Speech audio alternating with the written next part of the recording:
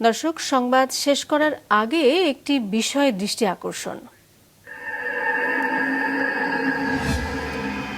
রাজধানীর Uttara house building এলাকার U loop ওভারপাসের কাজ শেষ হয়েছে বেশ কিছুদিন আগে, কিন্তু নিচের সড়কটি এখনো বেহাল।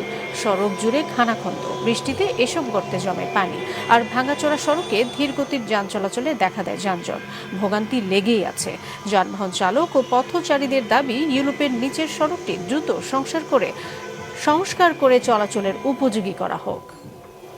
গাড়ি চালানোর অবস্থা নাই, এই জায়গাটায় গাড়ি নিয়ে নামলে ভয়াবহ অবস্থা থাকে, গাড়ি উল্টে যায়।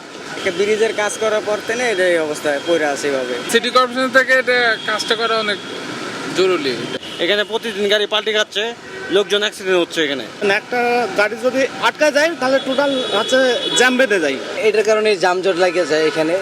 এখান দিয়ে ঢালাই করে সুন্দর করে দিলে মানে গাড়ি ঘোড়া যাইতে সুবিধা, জামজট বাঁচবো না।